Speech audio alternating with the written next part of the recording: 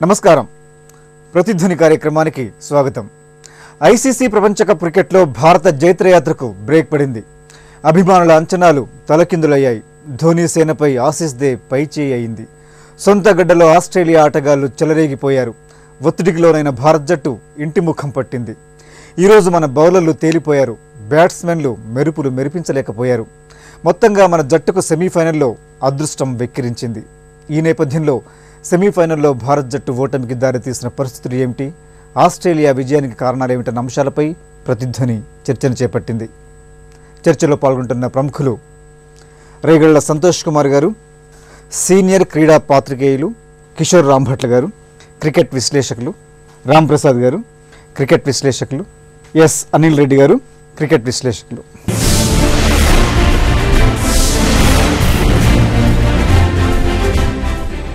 సంతోష్ గారు, భారత్లోని కోట్లాది క్రికెట్ క్రీడా అభిమానుల ఆశలు ఈరోజు గల్లంతైపోయాయి. 7 మ్యాచ్లు వరుసగా 7 మ్యాచ్లు గెలిచిన ధోనీ సేన ఈరోజు సెమీఫైనల్లో ఆస్ట్రేలియా ముందు తల వంచక తప్పలేదు.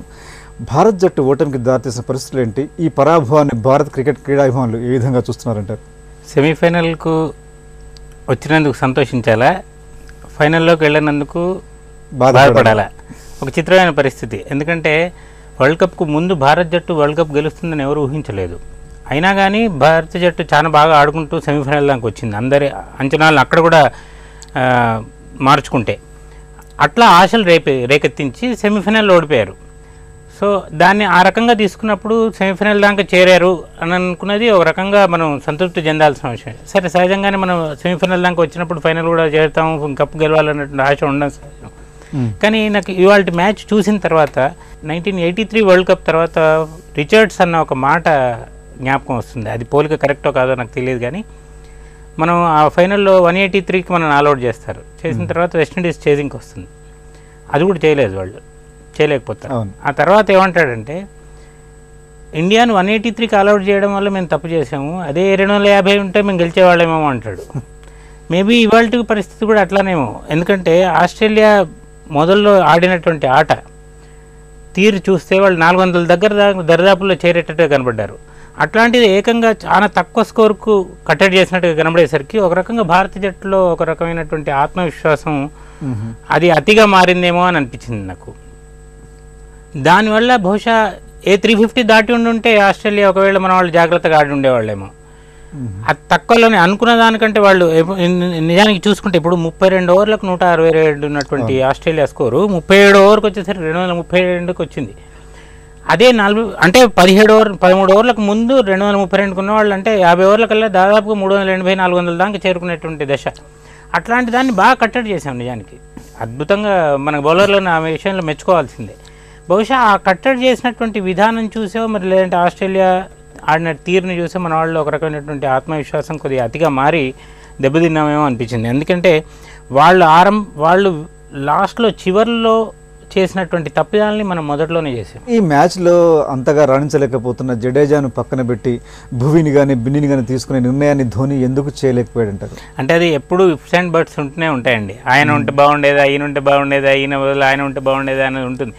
మైదానంలో దిగిన ఆటగాడు ఆడాల్సి ఉంటుంది అంతేను. వాళ్ళు ఆడలేకపోవడానికి ఆయన వచ్చి అంతే గొప్పగా ఆడేవాడని ఎవరు గ్యారెంటీ ఇవ్వలేరు దీంట్లో. సో ఆడినటువంటి ఆటగాళ్ళు ఏ విధంగా ఆడారు? ఎందుకు నిజానికి జడేజా బాగానే చేశాడు, బౌలింగ్ బాగా చేశారు. అశ్విన్, జడేజాలు ఇద్దరు కూడా మిడిల్ ఓవర్స్ అండ్ స్లాగ్ ఓవర్స్లో మంచి కట్టడి చేశారు వాళ్ళను. వాళ్ళిద్దరు కట్టడి వల్లే ఆస్ట్రేలియా ఈ మాత్రమైన స్కోర్కు ఆగలిగింది, లేదంటే ఇంకా ఎక్కువ భారీ స్కోర్ ఉండేదేమో బహుశా. కిషోర్ గారు, ఫస్ట్ డౌన్లో పదే విఫలమవుతున్న కోహ్లీని కాదని రహానాను పంపడం లాంటి సాహసోపేత నిర్ణయాల్ని ధోని ఎందుకు తీసుకోలేకపోయారంటారు? కోహ్లీని ఆ స్థానంలోనే ఆడించాల్సిన పరిస్థితి కలిగింది. ఎందుకంటే మొదటి 10-12 ఓవర్లలో మీరు వికెట్ ఇవ్వలేదు ఆస్ట్రేలియన్ పేస్ బౌలర్స్కి. స్టార్క్ కానీ, తర్వాత హెజల్వుడ్ కానీ, జాన్సన్ కానీ, వీళ్ళు ముగ్గురు కూడా చాలా అలవోకగా ఆడారు అని చెప్పాలి. 73 పరుగులు 12 ఓవర్లు. It's dream start. Right. You can't ask for a better start. And expectations కూడా లేవు. ఎందుకంటే అందరూ అనుకున్నది ఏంటంటే 320 పైన స్కోర్ ఉంది అన్నప్పుడు మొదటి 10 ఓవర్లు ముఖ్యంగా స్టార్క్ లాంటి బౌలర్కి వికెట్లు ఇవ్వకూడదు. First part they were successful. 10 to 35 ఆ క్రూషియల్ ఫేజ్, ఆ 25 ఓవర్స్. నిజానికి మనకు ఒక మంచి రికార్డు ఉంది త్రూ అవుట్ ఈ టోర్నమెంట్. పవర్ ప్లేలో we never lost our wickets. Right. And power play we played really big time cricket. And last 10 overs we were really wonderfully, batting out the opponents out of the game. ఈ 25 overs ఏవైతే ఉన్నాయో అక్కడే వి loss the plot. వికెట్ల మీద నిలబెదుక్కోవాలి, ఒక partnership evolve అయింది, దాన్ని you have to make it really big. చాలాసార్లు మనం చెప్పుకుంటూ వచ్చాం, we have big time players, match winners. Not even a single match winner on this important day for Indian cricket was found. Kohli, he got himself into a situation where he was forced to play that shot. ఇనిషియల్గా కొంత అదృష్టం కలిసి వచ్చింది, Rohit Sharma catch ఒకటి drop అయిందని అనుకుంటే even Dhawan was lucky. But everybody thought it could be India's day, but the gods were Australians అని చెప్పుకోవాలి. రాంప్రసాద్ గారు, ఆస్ట్రేలియాతో సెమీఫైనల్ ఆడడానికి ముందు భారత్ జట్టు ఆసీస్ జట్టులోని బలాలేంటి, బలహీనతలు ఏంటి అనే అంశం మీద బాగా స్టడీ చేసింది. అలాగే ధోని సేన కూడా మొత్తం జట్టులోని ముఖ్య అంశాలు ఏంటి, ఏ విధంగా ఎదుర్కోవాలి, ఇలాంటి కసరత్తు బాగా చేసింది. అయినా కూడా సెమీస్లో అవేమీ కనిపించని పరిస్థితి ఏర్పడింది. ఎందుకంటారు? దాదాపుగా మనం ఇంతకుముందు 4 నెలల నుంచి ఆస్ట్రేలియాలో మనం గడుపుతున్నాం. ఈ 4 నెలల లోపల దాదాపుగా ఆస్ట్రేలియాతో మనం ఎక్కువ పాజిటివ్గా ఆడింది ఏం లేదు. ఆస్ట్రేలియాలో మనం చాలా మటుకు మ్యాచ్లు ఓడిపోయినాం, వన్డే సిరీస్ ఓడిపోయినాం, అలాగే టెస్ట్ సిరీస్ కూడా ఓడిపోయినాం. ఎక్కడ కూడా మనం వాళ్ళ మీద ఏ మట్టుకు పై చేయి సాధించలేదు. ఇంకోటి ఏంటంటే మన బ్యాట్స్మెన్స్ ఎక్కడైతే వీక్ పాయింట్సో మనం వాళ్ళకి చదివే బదులు వాళ్ళు మననే ఎక్కువ చదివినట్టుగా మనం గమనించాం. మనం పత్రికల్లో కూడా చూసాం, టెన్నిస్ బాల్ తోటి, సర్వీస్ తోటి మన బ్యాటింగ్ ప్రాక్టీస్ చేసినాం. మన రైనాని చూసాం, ఎన్నో విధాలుగా చాలా మటుకు ప్రాక్టీస్ చేస్తూ కనిపించారు. కొద్దిగా అన్ని ఎక్కువ షార్ట్ పిచ్ బంతులను ఎదుర్కోవడానికి భారత్ సిద్ధపడడానికి ఎన్నో ప్రయత్నాలు చేసినట్టుగా మనం చూసాం. కానీ ఎక్కువగా ఆస్ట్రేలియన్స్ మాత్రమే డామినేట్ చేసినట్టుగా మనం గమనించింది. మన వీక్నెస్ మాత్రమే వాళ్ళు ఎక్కువ పసిగట్టడం జరిగింది. ఇంకోటి ఒక విధంగా చూస్తే బౌలింగ్ లైనప్ కానీ అలాగే బ్యాటింగ్ లైనప్ కానీ వాళ్ళు అగ్రెసివ్ ఆడుతుంటారు, మనం కొంచెం డిఫెన్సివ్గా ఆడినట్టుగా కనిపించింది. ఈ ప్రపంచకం మొదటి నుంచి వస్తూ ఇప్పటివరకు మన 7 మ్యాచ్లు కూడా చాలా చాలా చాలా మట్టుకు మనం అగ్రెసివ్గా ఆడాం. చాలా మట్టుకు ఎక్కడైతే వికెట్లు కోల్పోయామో ఒక మంచి పార్ట్నర్షిప్ నిర్మించడం, అలాగే ముందు ఎక్కడైతే వికెట్లు కావాలో అక్కడ వికెట్లు తీసుకోవడం మనం బౌలర్ల నుంచి ఆశించాం. దాదాపుగా ఒక మ్యాచ్లో ఒకరు ఆడుతూ, ఒక మ్యాచ్లో ఒకరు బౌలింగ్ చేస్తూ, ఒక మ్యాచ్లో ఒక బౌలింగ్ చేస్తూ అందరూ కూడా దాదాపు కలిసికట్టుగా ఈ ప్రపంచ కప్లో సాధించారు. కానీ ఇక్కడ ఈ మ్యాచ్ కూడా చూస్తే ఎక్కడైతే ఆస్ట్రేలియాలో మనం ఇంతవరకు మన ఆస్ట్రేలియాతో ఆడడానికి ఎప్పుడు కూడా మనం ఒక తడబడుతూనే వస్తున్నాం.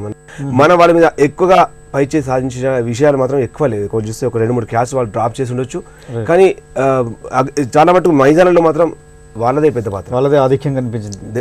డెఫినెట్గా మీరు చూస్తున్నారు, ప్రతి ఓవర్లో కూడా ఒక 2-3 యార్కర్లు వేగలి బౌలర్లు ఉన్నారు. అదే ఒక మంచి చివరి వరకు 8వ డౌన్ బ్యాట్స్మెన్ కూడా మిచెల్ జాన్సన్ కూడా తక్కువ బాల్లో ఎక్కువ పరుగులు చేయగలిగే బ్యాట్స్మెన్గా ఈరోజు చూసాం మనం. మిచెల్ జాన్సన్ అందరినీ కట్టడి చేసాం చివరిలో, కానీ మిచెల్ జాన్సన్ కట్టడి చేయలేకపోయినాం. ఒక విధంగా మనకు ఒక మంచి బౌలర్స్ టిపికల్ ఓవర్స్లో ఇప్పటివరకు చాలా మంచిగానే మనం అనుకున్నట్టుగా పవర్ ప్లేలో రాణించారు. కానీ తర్వాత ఇప్పుడు ఏదైతే ఇంపార్టెంట్ మన కిషోర్ గారు అన్నట్టు ఏదైతే ఇంపార్టెంట్ మ్యాచ్లో ఎక్కడైతే రాణించాలో అక్కడ మనం తడబడ్డాం. ఆస్ట్రేలియా జట్లో మీకు కనిపించిన సానుకూల అంశాలు ఏంటంటే ప్లస్ పాయింట్స్ ఏంటి? వాళ్ళు బిగ్ మ్యాచెస్ చాలా ఈజీగా ఆడుతుంటారు. మీరు అబ్జర్వ్ చేయండి, చాలా మటుకు ఒక విధంగా చూస్తే ఆస్ట్రేలియా మొదట్లో తడబడినట్టు ఉంది వార్నర్ వికెట్ ఓడిపోయిన తర్వాత. కానీ ఒక మంచి పాయింట్ ఏంటంటే వాళ్ళకి 1 డౌన్ బ్యాట్స్మెన్ ఎక్కడైనా సూటబుల్గా మన స్మిత్ వచ్చి ఆడాడని చూసారా. ఇప్పుడు స్మిత్ ఈ టోర్నమెంట్లో మనకు ఇంతకుముందు మనం ప్రపంచ కప్ ముందు మన ఆస్ట్రేలియా సిరీస్లో అద్భుతంగా రాణించాడు స్మిత్ మనతోటి, అటు వన్డేలో అటు టెస్ట్ సిరీస్లో కూడా. అతను మ్యాన్ ఆఫ్ ది సిరీస్ కూడా మనం తీసుకున్నట్టుగా మనం గమనించాం. ఎప్పుడైతే స్మిత్ రావడంతో ఈ వికెట్ పడిపోయిన తర్వాత కూడా ఏమాత్రం తన వేగాన్ని ఆపకుండా కంటిన్యూస్గా తన పరుగుల వేగాన్ని కొనసాగించి ఒక విధంగా కంప్లీట్గా మ్యాచ్ని ఒక వైపు లాక్కెళ్ళాడు. ఆ తర్వాత మాత్రం వికెట్లు పడిపోవడంతో ఒక విధంగా చూసి ఆస్ట్రేలియా సంతోష్ గారు అన్నట్టు ఒక విధంగా చూస్తే 370-380 పరుగులు చేయాల్సి ఉండే పరిస్థితిలో చివరిగా బౌలర్లు కట్టడి చేసి ఇక్కడ 30 to 40 మధ్యలో చాలా మట్టు కవర్ చేసి అటు అశ్విన్ కానీ అటు జడేజా కానీ చాలా మట్టు కవర్ చేసి భారత్ ఛేదించగలిగే పరుగుల లక్ష్యాన్ని మాత్రమే నియంత్రించడం జరిగింది. కానీ ఇక్కడ మన చూస్తే మన బ్యాటింగ్లో కానీ కొలాప్సెస్ ఇప్పుడు కిషోర్ గారు అన్నట్టు ఎక్కడైతే ఒక భాగస్వామ్యాన్ని నిర్మించడంలో మనం పొరపడ్డాం. 73 రన్ల మొదటి పార్ట్నర్షిప్, ఆ తర్వాత కనీసం ఒక వికెట్ మధ్య కుదురుకుని ఉంటే కొంచెం మామూలుగా సాంకేతికత ఉన్న ఏ బ్యాట్స్మెన్ అయినా ఈ రోజు మాత్రం అవుట్ అయ్యే పిచ్ మాత్రం చాలా మటుకు బ్యాటింగ్ ఫేవరబుల్ కండిషన్స్లో ఉంది. అనిల్ రెడ్డి గారు, మొత్తంగా ఈ వరల్డ్ కప్ టోర్నమెంట్లో 7 మ్యాచ్ల్లో మన బౌలర్లు చాలా విజయవంతంగా రాణించారు. ప్రతి మ్యాచ్లో కూడా ప్రత్యర్థి జట్టును పూర్తిగా ఆల్అౌట్ చేశారు. అలాంటి బౌలర్లు ఈసారి సెమీఫైనల్ మ్యాచ్లో మాత్రం తేలిపోయారు. కారణం ఏంటంటారు? అన్ఫార్చునేట్గా మనకు that bad day happen to be an big day, an very important day. ఒక సెమీఫైనల్లో మనకు వచ్చింది. చాలా తక్కువ ఎక్స్పెక్టేషన్స్తో we have entered the tournament. And yes, ఆడిన ప్రతి మ్యాచ్లో 7 మ్యాచ్ల్లో అన్ని వికెట్స్ తీసాం, 70 వికెట్లు తీసాం. So much was hype was build around this one. ఇది మన ఇండియా ఆస్ట్రేలియా ఒక ఈ సెమీఫైనల్ మీద దాని మీద కూడా. బట్ ఎస్, ఒక పాజిటివ్ ఏంటంటే ద పేస్ అటాక్. ఇనిషియల్గా Mohammed Shami and generating very good pace, they were picking up wickets. But అన్ఫార్చునేట్గా if you look at the Australian team, it's very intimidating batting and bowling lineup. Look at that batting lineup, 1 to 11. Everyone bats. Even Mitchell Starc, even he is also a big hitter. Right. So against that, yes, manchi start dorikindi. Warner, he was out of form. Earlyga wicket తీసుకోగలిగాం, but again kudos to Smith.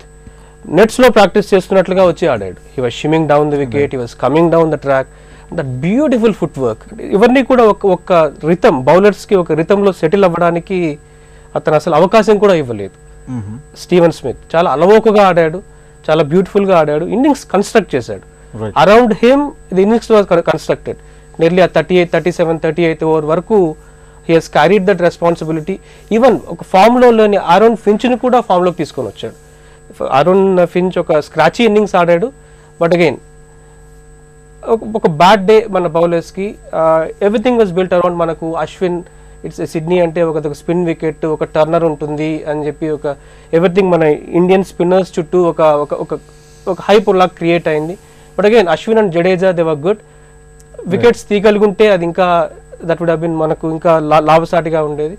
But unfortunate గా it was to be a bad day and it's a bad day. Santosh గారు, ఈరోజు జరిగిన మ్యాచ్లో అటు bowling కానీ ఇటు batting కానీ చివరికి టాస్ ఏది కూడా మనకి కలిసి రాలేదనిపిస్తుంది.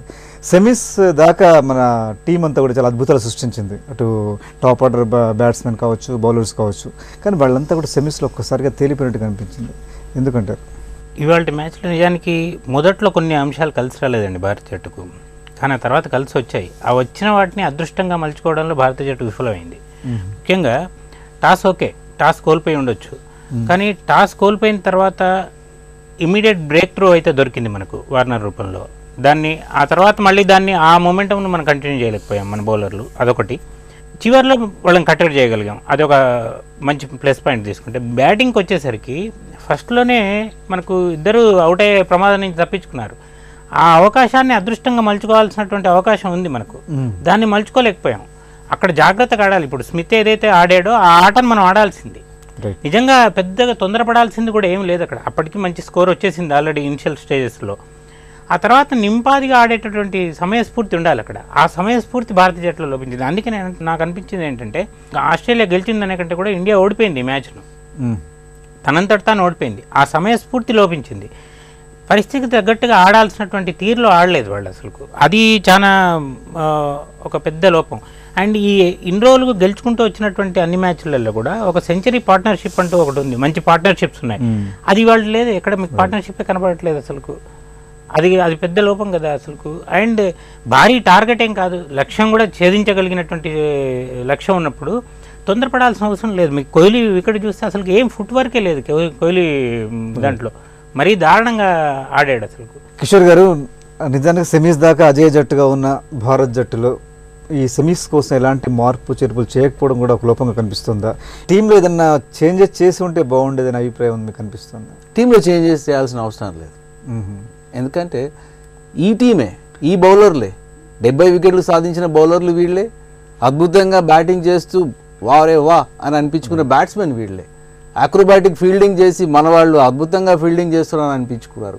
ఎక్కడ ఒత్తిడికి తావివ్వకుండా అందరినీ ఆ రకంగా ఓడిస్తూ వచ్చారు. అందుకని this was a very good team. దీంట్లో ఒక చిన్న అంతరం కనబడుతుంది. అంతరం ఏంటి అంటే 7 మ్యాచ్లు వరుసగా గెలిచాము. సో మీకు 2 రోజుల కిందటనే న్యూజిలాండ్ సౌత్ ఆఫ్రికా మధ్యలో ఒక అద్భుతమైన సెమీఫైనల్ చూసాం. So suddenly India Australia final before final ఇట్లాంటిది, ప్లస్ బోత్ ద టీమ్స్, ఇక్కడ మీకు డిఫెండింగ్ ఛాంపియన్ హోదా ఉంది, ఇవన్నీ కూడా కంట్రిబ్యూట్ చేశాయి. సో ఆ బిగ్ స్టేజ్ మీద గ్లాడియేటర్స్ లాగా, యోధుల్లాగా రక్తం ఒడ్డి చెమటోడ్చి ఆ రకంగా ఓడిపోయి ఉంటే it would have been a graceful defeat. గెలిచిన ఆస్ట్రేలియన్స్ కూడా శబాష్, బాగా ఆడారు, మమ్మల్ని బాగా కష్టపెట్టారు, హ్యాట్స్ ఆఫ్ టు యూ అనే పరిస్థితి ఉండేదేమో. అది కనబడలేదు. ఇప్పుడు సంతోష్ అన్న మాటల్లో కూడా అంతర్లీనంగా అది కనబడుతుంది. ఓడిన తీరు అది బాధాకరం. అంతే తప్ప ఆటలో కానీ, వాళ్ళ స్థాయిలో కానీ, ప్రతిభలో కానీ మనం ఏమాత్రం వాళ్ళని సందేహించాల్సిన అవసరం లేదు. బ్యాడ్ డే అనుకోవచ్చు, కానీ it would have been a better bad day. Maybe there won't be best bad days, but there could be better bad days where even if you lose, మీరు సగర్వంగా తల ఎత్తుకొని సరే ఓడిపోయానులే కానీ మా వంతు మేము ప్రయత్నం చేశాం అన్న పరిస్థితి ఏదైతే ఉందో అది కనిపించలేదు. పోరాట పటిమ కూడా కనీసం కనిపించకపోవడం కొంత బాధాకరంగా కనిపిస్తుంది ఈరోజు మ్యాచ్లో. అంటే మౌలికమైన చిన్న చిన్న అంశాలే. ఆయన అదృష్టం అన్నాడు, నేను అదృష్టం అనుకోను. అదృష్టం కంటే కూడా అప్లికేషన్, ఆ అప్లికేషన్ పార్ట్ కీలకమైన దశలో మిస్ అయింది. ఎందుకంటే అది అలసత్వమా లేకపోతే నిర్లిప్తత, ఈ రెండింటి మధ్యలో ఏదో ఉందేమో తెలియదు. కానీ మీరు దేశానికి ప్రాతినిధ్యం వహిస్తున్న ఎటువంటి పరిస్థితులైనా సరే you have to give your every ounce of your possible energy and capacity. అది ఈరోజు కనబడలేదు. That is what hurts actually. Otherwise maybe మనం చాలాసార్లు ఓడిపోయాము, ఇండియన్ టీం చాలాసార్లు ఆ రకమైన పరిస్థితి ఎదుర్కొన్నాము. We accept those defeats. But ఇది కొంచెం ఎక్కడో చురుక్కుమనేటట్టు కలుక్కుమనేటట్టు అనిపిస్తుంది. రాంప్రసాద్ గారు, ఈరోజు మ్యాచ్లో సిడ్నీ పిచ్ని ఏ విధంగా విశ్లేషించుకోవాలి? నిజానికి ఈ పిచ్ మీద ప్రతిసారి కూడా అంటే ఎక్కువ సార్లు రెండోసారి బ్యాటింగ్ చేసిన జట్టే గెలిచిన సంప్రదాయం ఉంది. ఆ సంప్రదాయం ఈసారి ఎందుకు కొనసాగలేదంటారు? ఒక విధంగా చూస్తే మనం లక్కీ అనుకోవచ్చు. సంతోష్ గారు చెప్పినట్టు వెస్టిండీస్ అంతకంటే ఎక్కువ కొడితే మేము గెలిచే వాళ్ళమేమో 1983 వరల్డ్ కప్ అన్నట్టుగా. ఈ రోజు కూడా వాళ్ళు 370 కొడితే మనం కూడా ట్రై చేసే వాళ్ళమేమో. ఎందుకంటే ఒక విధంగా చూస్తే 370 390 కొట్టే వికెట్ మీద ఇంకొకటి అక్కడ వికెట్ మీద ఏమి కనిపించట్లేదు, అది పచ్చిక లేదు, చాలా ఒక IPL వికెట్ లాగా ఉంది అది. అసలు వికెట్ మీద మన పొరపాటు చేస్తే వికెట్ ఇవ్వడం తప్ప అక్కడ బౌలర్ల నుంచి మనం ఆశించింది ఏం లేదు. అప్పటికీ తను అన్ని విధాలుగా రౌండ్ ద వికెట్ ట్రై చేశాడు. మిచెల్ జాన్సన్ నుంచి అటు ఓవర్ ద వికెట్ ట్రై చేశాడు, అటు బౌలర్ల మార్చాడు, అటు మ్యాక్స్వెల్ తీసుకొచ్చాడు. ఎంతమందిని బౌలర్లు చేసినా కానీ ఒక విధంగా చూస్తే మన వాళ్ళ చేతులారా వికెట్లను కోల్పోయారు తప్ప వాళ్ళ ప్రతిభ అంటే మనం అనకూడదు. వాళ్ళు రియల్గా దే డిజర్వ్. ఎందుకంటే వాళ్ళు పోరాట తత్వం, మీరు అన్నట్టు గ్లాడియేటర్స్ లాగా వాళ్ళ రక్తం చిందించైనా ఏ విధమైన చేసైనా ఈరోజు మ్యాచ్ గెలవాలి. ఆ విధంగా వాళ్ళు మాత్రమే కనిపించారు. కానీ మన బ్యాట్స్మెన్ చూస్తుంటే ఒక విధంగా చూస్తే ఒక ధోని అలాగే రహానే ఏ విధంగా అప్లికేషన్ చేశారో, అలాగైతే మొదట బ్యాటింగ్ చేసిన ధవన్ కానీ రోహిత్ శర్మ ఏ విధంగా అప్లికేషన్ ఇచ్చారో కనీసం కొంచెం ముందుకు సాగించడం. కనీసం 73 పరుగుల వద్ద మొదటి వికెట్ పడిపోయినప్పుడు మరొక 50-60 రన్ల పార్ట్నర్షిప్, మరొక 50-60 రన్ల పార్ట్నర్షిప్, ఏ విధంగా అప్లికేషన్ లేదు. చూడండి మిడిల్ అంటే కొలాప్స్. ఒక్కసారి టాప్ ఆర్డర్ చాలా మంచిగా ఆడింది, ఒక మంచి పార్ట్నర్షిప్ ఇచ్చింది, దాన్ని కొంచెం ముందుకు తీసుకుంటుంటే మిగతా పని వీళ్ళు పూర్తి చేసేవారు. ధోని ఎలాగ ఉన్నాడు ఆపద్ బాంధవుడు, దాన్ని ప్రతి మ్యాచ్లో కూడా ఆడుతూనే వస్తున్నాడు. ప్రపంచ కప్లో ఇప్పుడు మనం చూస్తున్నాం, మన జింబాబ్వే మ్యాచ్లో కూడా అలా ఒకగా మరి చూస్తుంటే డైనాతో తీసుకుని ఇలాంటి మ్యాచ్ ఆల్మోస్ట్ మనం 9 runs 10 runs కొట్టాల్సిన మ్యాచ్లోనే మనం గెలిచాం ఆ మ్యాచ్. కాకపోతే డిఫరెంట్, ఆ టీం డిఫరెంట్. వీళ్ళంతా ఈజీగా ఇచ్చే ఆషామాషిగా వీళ్ళు వికెట్లు ఇవ్వడం కానీ ఆషామాషిగా పరుగులు ఇవ్వడం కానీ చేసి ఉండరు మన ఆస్ట్రేలియా వాళ్ళు. ఏ విధంగా చూస్తే మన ఆస్ట్రేలియాతో గెలిచి ప్రపంచ కప్ గెలిచుంటే మనకు కూడా విలువ దక్కేది. ఎందుకంటే ఒకవేళ వీళ్ళకి గెలిస్తేనే, ఎందుకంటే అన్ని టీంలను గెలిచాం ఆల్మోస్ట్. పాకిస్తాన్ గెలిచాం, సౌత్ ఆఫ్రికాని గెలిచాం, న్యూజిలాండ్ అంటే మనకు ఒకవేళ ఒక మ్యాచ్ గెలిచుంటే ఫైనల్లో కనిపించేది. ఇప్పుడు ఆస్ట్రేలియాతో గెలిచుంటే మనం ఒక ప్రౌడ్గా ఎస్ మేము వరల్డ్ ఛాంపియన్స్, ఎందుకంటే చాలా మటుకు ప్రపంచంలో ఉన్న అత్యుత్తమ టీంలను ఓడించి మేము వరల్డ్ కప్ గెలిచాం అనుకోవచ్చు. ఇక్కడ మనం బోల్తా పడిపోతే టిఫిన్ మనకి ఇప్పుడు లోపాలు ఇప్పుడు కనిపిస్తున్నాయి మీకు. ఇప్పుడు మీరు అంటున్నారు చేంజెస్ ఉన్నాయి అని, నిజంగా కూడా చేంజెస్ చేయాల్సి ఉండేది. కానీ ఒక విధంగా చూసి విన్నింగ్ టీంను మనం మార్చేయలేము, మార్చే ఛాన్స్. ఒకవేళ అదే మార్చుంటే ఇంతవరకు విన్నింగ్ టీంను మళ్ళీ అనవసరంగా మార్చారంటాం. ఇవి అలా చూస్తే Akshat Patel is a very very good bowler, excellent bowler. You can see in ఫ్యూచర్లో అక్షత్ పటేల్ నుంచి మనం ఎంతగా ఆశించవచ్చు. ఇలాంటి వికెట్ మీద అక్షత్ పటేల్ చాలా అద్భుతంగా బౌలింగ్ చేయగలడు. ఇంకొకటి చూస్తే ఈ 11 మందిని తప్ప ఇంకొక ప్లేయర్ను మనం తీసుకునే ఛాన్స్ లేదు ఆస్ట్రేలియా టీం లాగా. ఆస్ట్రేలియాలో 15 మంది టీంలో ఉంటే 15 మంది కూడా ఏ రోజైనా మ్యాచ్ ఆడొచ్చు. అదే ఇండియాలో చూస్తే ఇప్పుడు దీని తర్వాత ఎవరిని తీసుకోవాలంటే అంబర్ రాయుడు ఒకటే కనిపిస్తున్నాడు. మరి అంబర్ రాయుడు తీసుకుంటే ఇంకొక బౌలర్ని మిస్ అవుతాం మనం. 5 బౌలర్ల కోటా పూర్తి చేయక ఎన్నో మ్యాచ్లు ఓడిపోయినాం మనం. ఇప్పుడు ఈ విధంగా చూస్తే 5 బౌలర్లు కంపల్సరీ కొనసాగించాల్సిన పరిస్థితి. ఒక విధంగా ఇంకో బ్యాట్స్మెన్ ఆల్రౌండర్ లేడు. ఈవెన్ చూస్తే ఇప్పుడు ఆలోచిస్తుంది BCCI ఆల్రౌండర్ లేకపోవడం ఎంత పొరపాటు పడిందని. ఒక విధంగా చూస్తే ఫాల్క్నర్ ఆ టైంలో ఎంతో డిఫికల్ట్ ప్లేయర్, అలా ఎన్నో పరుగులు ఇచ్చిన ఫాల్క్నర్ ఈ టైంలో మనకు అలాంటి ప్లేయర్ మనకు రవీంద్ర జడేజా నుంచి మనం అలాంటి ఇన్నింగ్స్ ఆశిస్తుంటాం. కానీ అక్కడ లభించలేదు. ఒక విధంగా మ్యాచ్ మనం ఓడిపోవాలి, నిజంగా కూడా దే డిజర్వ్. అనిల్ రెడ్డి గారు, ఈరోజు మ్యాచ్ గురించి క్రికెట్ పండితులు ముందుగా వ్యాఖ్యానిస్తూ ఇది భారత్ బ్యాటింగ్కు కంగారుల బౌలింగ్కు మధ్య పోరాటంగా అభివర్ణిస్తూ వచ్చారు. చివరికి కంగారుల బౌలింగ్దే పై చేయిందంటారా? ఖచ్చితంగా అండి. ఇప్పుడు ఏ మ్యాచ్ చూసుకున్నా కూడా, ఎస్పెషల్లీ ఇప్పుడు సెమీఫైనల్ లాంటి మ్యాచెస్లో 328 పరుగులు అంటే it's a massive score. Pressure అనేది ఎప్పుడూ ఉంటుంది. 300 పైన పరుగుల్ని you have to chase down. దాన్ని సాధించాలి అంటే it's not a easy thing, especially semifinal లాంటి మ్యాచ్లో ఆ ప్రెషర్తో ఆడడం. అండ్ అగైన్ ఇప్పుడు ఆస్ట్రేలియా బౌలింగ్ లైనప్ తీసుకోండి, ఎక్కడ కూడా వాళ్ళకు ఒక లోపం అనేది లేదు. ఒక క్వాలిటీ స్పిన్నర్ లేడు, ఒక వరల్డ్ క్లాస్ స్పిన్నర్ లేడు అనేది తప్ప look at their bowling. And even Michael Clarke కూడా the way he manipulated his bowling resources. ఇనిషియల్గా 12 ఓవర్లు 73 రన్లు 6 runs per over మనకు రన్ రేట్ వెళ్తూ ఉన్నప్పుడు ది వే హీ అతను హేజల్వుడ్ని తీసుకొని రావడము. ఈవెన్ జాన్సన్ కూడా ఆ ముందు బాల్ రోహిత్ శర్మ 6 కొట్టాడు అండ్ అతను బ్యాక్ ఫుట్ మీద వెయిట్ చేస్తాడు, ఇంకొక షార్ట్ బాల్ వస్తుంది నాకు అని. But again cross seam delivery ఒక ఫుల్ లెంగ్త్ డెలివరీ ఇండ్యూస్ చేశాడు ఆ మిస్టేక్ని. He played it on. So and that 150 km/h వస్తున్న బంతుల్ని ఆడడము అనేది డెఫినెట్లీ దిస్ వాజ్ ఎక్స్పెక్టెడ్. మనం మొదట బ్యాటింగ్ చేసి ఉంటే బాగుండేదేమో అన్నది. Even at the toss it self మనం అక్కడ కనిపించింది ఏంటంటే ధోని కొద్దిగా మెంటల్గా కొంచెం కోల్పోయాడు అనిపించింది. ఆ టాస్ అవ్వగానే చెప్పాడు ఇమ్మీడియట్గా, మేము కూడా బ్యాటింగ్ చేసి ఉండాల్సింది, ఆవిడ వన్ ద టాస్ అన్నట్టు ఒక సిగ్నల్ పంపాడు. సో దేర్ ఇట్ సెల్ఫ్ ఆ మెంటల్ బ్యాటిల్ అనేది కొద్దిగా కోల్పోయాడు. And no doubt I mean the Australians వాళ్ళు the bowling lineup they are known for that. And ఆ స్ట్రాంగిల్ హోల్డ్, ఆ పట్టు అన్నది డిసెంబర్ నుంచి ఆ పట్టు బిగించి పెట్టారు మన మీద. ఆ స్ట్రాంగిల్ హోల్డ్ని ఈరోజు టైటన్ చేశారు, ఆ ఉరి పడింది, ఆ ఉచ్చులో మనం పడ్డాం. వరుసగా 7 మ్యాచ్లు గెలిచి సెమీస్లోకి దూసుకొచ్చిన ధోని సేనను దురదృష్టం వెంటాడింది. ఫైనల్లో భారత్ జట్టు చేతులెత్తేసింది. ప్రపంచ కప్ ఫైనల్కు చేరిన ఆసీస్ జట్టుకు అభినందనలు చెబుతూ ఈ చర్చను ఇంతటితో ముగిద్దాం. నమస్కారం.